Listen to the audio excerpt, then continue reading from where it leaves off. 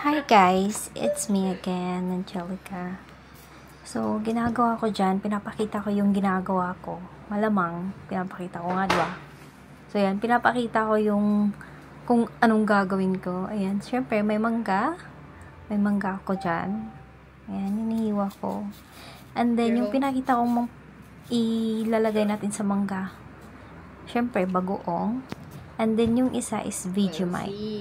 So, Vegemite is like a famous spread in Australia. So, yun yung pinakasikat na palaman sa Australia. Yung Vegemite na yan.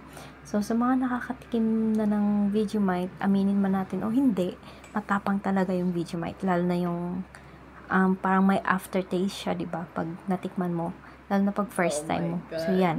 So, ginawa ko dyan, pinaghalo ko yung Vegemite and then yung bagoong sa mangga. So, why not, diba? I-try natin. Pero, kaya ko naman tinry yan kasi si husband, kausap ko dyan. Ayan, sinasabi palagi na i-try ko daw, nangungulit.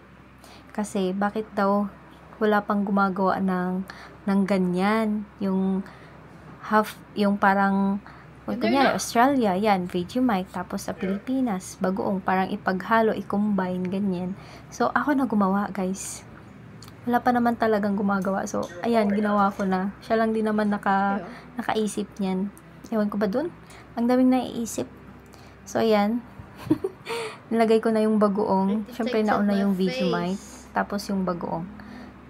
Yan. So, actually, hindi ko rin in-expect yung magiging lasa niya. So, pray for me. Yes. So, itry nyo din, guys. And, tignan nyo kung anong tsura ko dyan.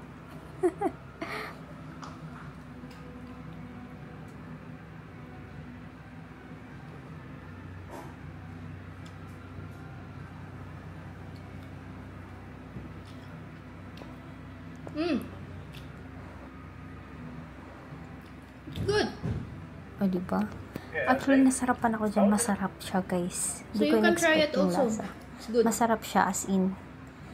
So, kung hindi kayo mahilig sa Vegemite, kasi matapang talaga yung Vegemite, hindi nyo magugustuhan yung lasa. Pero kung sanay na kayo sa lasa ng Vegemite, well, magugustuhan nyo with bagoong. I swear. Masarap siya, guys. I'm just gonna do Hindi ko rin voiceover. in-expect yung lasa. So, yan. Tapos, after nyan, ayan, ini-instruct ako nung asawa ko. After ko daw kainin, ayan.